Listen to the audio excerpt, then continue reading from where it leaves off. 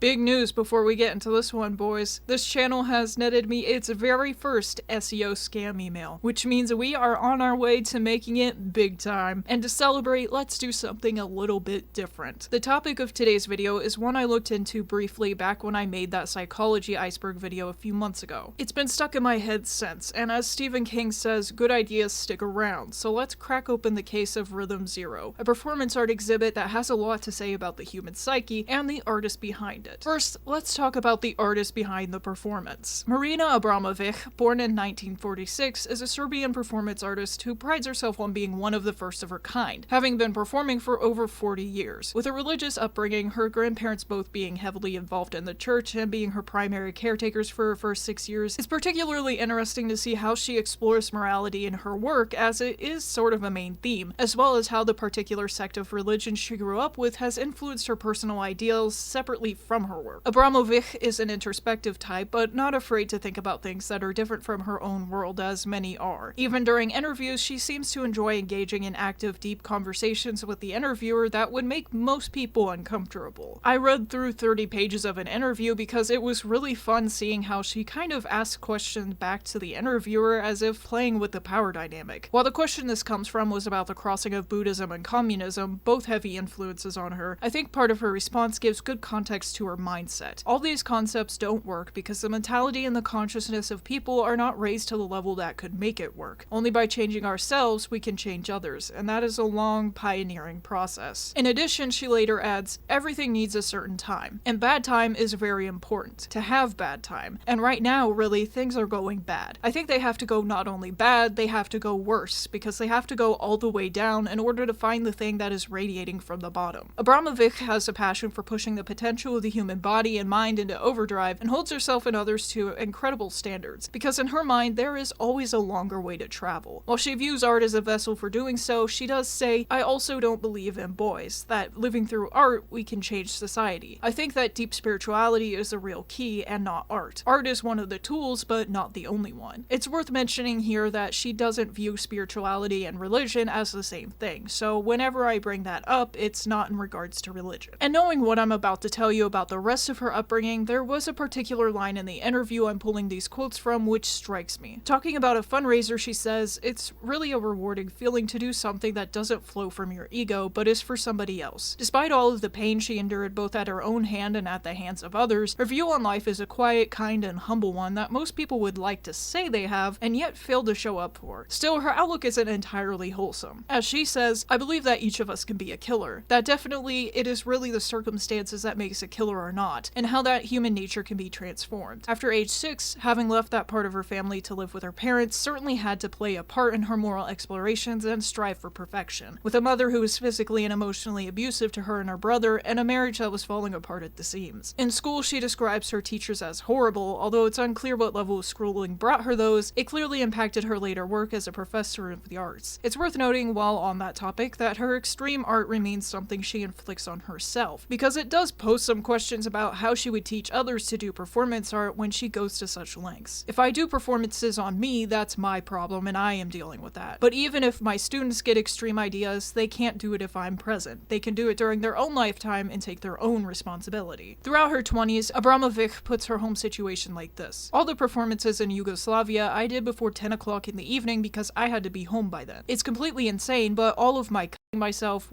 myself, burning myself, almost losing my life in the Firestar, everything was done before 10 in the evening. It is a bit funny to picture a woman, grown at the time, being permitted to perform the extreme kinds of art that she did, but not being allowed to be out that long after dark. And her art was indeed extreme from the get-go. About her work, she describes herself as a performer, not an actor. Performance is something that is not rehearsed and is not staged by a director. In performance, there are no scripted cues or stage settings, it is pure and raw. This can be seen in every piece she's performed, with the outcomes never being guaranteed. Not to mention, she recalls not doing her own rendition of others' works because, simply put, they weren't dangerous enough for her. She's crazy in the best way possible. I mean that as an absolute compliment. Her first performance in 1973 involved playing the Russian game, or as you may know it if you grew up in the creepypasta era like I did, simply the knife game. She recorded herself going through 20 different knives, each one picked up after she had cut herself with the previous knife, until they had all sliced her skin. Next, she played the tape back and attempted to recreate what she had done before based on the sounds. But one of her most extreme performances was her second, in which a doctor had to intervene because she lost consciousness. Why, you ask? Well, she was standing inside of a ring of fire, so that may have had something to do with it. I don't want to sound judgmental when I joke about these things, of course, because it takes a lot of courage to be able to open yourself to danger like that. It's clear from her opinion on this incident alone that she wants the danger, wants to push her body past what is comfortable. Some call it a hideous exhibition of torture, others call it stupid, others call it art. I'd say it's cool, but I recently adjusted my medication, so I don't think I'm personally qualified to comment rationally just yet. Naturally, if you went to an art exhibit and the performer passed out, as Abramovic had done twice now, someone would intervene. Attempting to circumvent this and failing, she decided to incorporate the audience in her next piece, by leaving the action up to them. As she'd say much later, the public, as well as the artist, has to go into the process of the performance. They must meet in a completely new territory and build from that timeless time spent together. Abramovic set 72 items on a table, which the audience could pick up and use on her as they wished. This would mark her most dangerous performance yet. I'll put the full list up on the screen. Some of these were innocuous, like combs and paint and cotton, and others were clearly violent, for example, a gun and a bullet. Among them were instructions telling the audience that she took all responsibility for their actions. What is the public about, and what are they going to do in this kind of situation, is the question she was asking, and she had 6 hours to find out. Predictably, people were coy at first. They gave her a flower or a kiss, and then they pushed her around with their hands, testing how far they could go. But by the third hour, her clothes were cut from her with one of the blades laid out. At this point, she was completely an object. More harassment occurred. As Abramovic states, "I felt really violated. They cut up my clothes, stuck rose thorns in my stomach, one person aimed the gun at my head, and another took it away." Yes, you heard that right. One person pointed the gun at her head, manipulating her own hand into pulling the trigger, but before they could, another person stopped them. While some were slashing at her throat to,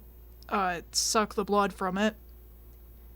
Yeah, and using the objects to write humiliating remarks on her skin, among other things that I can't say, some took it upon themselves to protect her. Eventually, a protective ring was made around her, although it didn't really do much to stop the harm that had already come her way. Among that harm, assault. At the end, when Abramovic's piece was over and she broke her stillness to approach the audience, they all scattered, regardless of their actions, fearing the repercussions now that she was a human being again. I promise you those 6 hours were much, much longer than what I just described to you. The end of the performance is what captures my attention the most. One must wonder how deeply this piece affected Abramovic, thinking about her belief that at their cores, all people are capable of violence, even murder. Talking about the exhibit, she says, "What I learned was that if you leave it up to the audience, they can kill you." Throughout it, she was crying. It wasn't something she enjoyed, in at least the immediate, more physical sense. And if we ask why she did it, it's rather simple to answer, because she's a mad scientist in an artsy way. As she puts it across numerous responses to fans, the only way to get rid of pain is to confront the pain, and this is what I've been doing in performance. I like to go to the edge and to feel that moment, but there's no point of crossing. Life is too precious. She does believe it's one of her most important performances and sees real value in it, but beneath the surface, one has to ask themselves where these kinds of things can lead your mind. In an Ask Me Anything thread on Reddit, one user asked Abramovic what the most intense emotion she'd ever felt was, and she replied, "Coming back to the hotel after Rhythm Zero performance at 2 in the morning, looking in the mirror and realizing that a big piece of my hair just got white." Similarly, someone asked what question she's never asked but wishes she was. She replied, "Are you happy?" When you're the victim to senseless violence at the hands of others, as Abramovic has been both unwillingly and willingly, you begin to understand and accept that humans are not wholly good beings. It's just a fact of life that must be reconciled with in order to responsibly live your life. It takes maturity to come to terms with, especially for an artist who was born just after the Second World War and raised in communist territory at the height of the Cold War. The lengths that human beings can go to and the destruction they can bring is a very tangible fact. Rhythm Zero and her other experiments with pain are just microcosms of a larger system. The fact that Abramovic is a woman also plays a role in the entire ordeal. Abramovic herself has said she is not a feminist, but that feminism does mean something different now than it did in the 70s, whatever that means for her beliefs on it. She has said a few things that have gained her some ire, but we aren't here to discuss those right now. To me, and this is speaking from experience being a girl child, although I no longer identify as female, her relationship with feminism seems as though it may be strained by a deeper gap between her and other women that was created in her childhood by her mother's abuse, because she does say that her feelings of sisterhood have changed over the course of her life. In 1974, during a decade where sexism and gender was an especially hot issue, the climate of the time was a crucial part of this piece. Abramovic, in her interview, talked a little bit about the fact that the time in which a piece takes place is part of the art itself, and I think that's very true here. As one article notes, the photos of this performance capture primarily men abusing the artist. Although this wasn't part of what she intended to explore, it's certainly an interesting, if extremely worrying, aspect that cannot be ignored when diving deeper into the psychology of what occurred. Femininity in the traditional sense has always been associated with vulnerability. So we have to ask ourselves, how quickly would things have devolved if Abramovic were a man? Would we have seen female rage? Would anything have happened? Within 6 hours, I'm sure it would have devolved to some degree, but to the degree that it did, I'm not entirely confident. Neither am I confident that, at the beginning of those 6 hours, the audience would have seen Abramovic as vulnerable as they did in her feminine form. That vulnerability, however, was and is powerful. It takes strength to offer yourself. It takes absolute trust to be willingly vulnerable in any scenario. Humans don't like it because it goes against every bit of our survival instincts to allow our lives to fall into the hands of another. It speaks volumes to Abramovic's character and also calls into question where the power actually laid within the performance. Was it with the audience who took the opportunity, or with the artist who created the opportunity? I'm inclined to say the latter. This power play reminds me a lot of the Stanford prison experiment, which I covered in my old iceberg video, but there are many that explore the relationship between dominance and submission, natural or forced. It's not even questionable that people can and will run wild with power, and in my personal opinion, they only seem to stop when they are reminded of the society in which they grew up in and what that society might think. Oftentimes in these experiments, the powerful people will stop and question themselves in the beginning before abandoning their guilt entirely. Morality comes into play here too, and I'd like you to remember Abramovic's relationship with that growing up. Especially within religion, it's clear to me that morality is a social construct, that since morals are so cultural, that we evolve our own based on our societies, that maybe there are no morals innately within humans. Otherwise, what would drive people to abuse power? What drove the abuse of Abramovic during those 6 hours? She was standing still, doing nothing, deserving none of it. The only thing driving it was that there were no consequences. All social sense of morality and acceptability were quieted for 6 hours, and there was one person there to take it out on. And at the end, it was as if a light switch flipped. To quote Art in Context, when the public saw Marina's facial expression, they subsequently saw themselves and witnessed their violence. That is the most interesting part to me, that people could disassociate from their socially accountable selves and slip right back into their shoes so easily. But of course, when the fear of repercussion is suddenly on the table, most people would run from the person they hurt. Which begs the question, again, is the desire to avoid punishment the only thing really stopping people from acting so-called immorally? Is there a natural definition to morality, or is there only the social pressure to conform? And since I'm getting philosophical here, and I know some smooth-brained fool is going to comment about how I apparently think it's okay to hurt people, I don't think that, and that's not what I'm saying. I believe it's important to question morality and purity culture as a whole, especially with the great impact religion has on it due to the nature of theology, and I believe it makes a fuller human being out of you if you dissect what parts of yourself are man-made. That isn't to say those man-made parts are bad, or that they don't, in the end, benefit society at large. I think we can all agree that not murdering people is pretty good for the outlook of the human race, but it is to say that introspection free of outside influence is crucial for a well-rounded mind. Finally, this performance calls into question just what should be acceptable and how far we, as a society, should allow others to go. How much responsibility do we share for the actions of others? If we do not stop a crime, are we just as guilty as the criminals? And so on. Interestingly, despite putting herself in danger, particularly in this performance, Abramovic states that she would never entertain the idea of a mid-performance self-inflicted death, suggesting that although she put herself in this situation, if she had died during Rhythm Zero at the hands of an audience member, which she was ready to do, she wouldn't have considered it self-inflicted. It is something to chew on, just how much responsibility we humans share for another, and how much responsibility we should hold for what others do with their freedom if we're the ones who gave them that freedom, which verges into the much broader debate of whether or not free will exists at all, and the role of divine figureheads in religion in conjunction with that will. And although I have many thoughts, I will force myself to stop here because I've rambled and spoke quite a bit of nonsense for one video. I do encourage you to share your thoughts on it and anything else else in the video in the comments below. I don't normally have the attention span to, but I read probably about 100 pages worth of stuff on this performance and the artist herself just because it enthralled me so much and touched on some of my favorite philosophical and psychological questions. It's a bit of a different video than usual, but I hope you enjoyed it. I did. I'm especially glad that Ambrovic lived to the age of Reddit threads because some of her answers to the questions on the AMA were very insightful, and if you're interested in this topic and in her in general, I really suggest reading through them. If you did, liking, sharing, or subscribing are excellent ways to show me. Knowing that people like my content enough to help it reach others is the biggest compliment of all. Well, besides cold hard cash, which you can provide me via my stores linked below or my Patreon. Come on, be like Ishitu and get your mug at the end of every video. If you sign up at any tier, you get monthly benefits like blooper reels, blogs on extra thoughts about the topics I cover, video edits, and other things I try to think of to thank you, as well as your name at the end of every video. And as always, thank you so much for watching. Zabogum!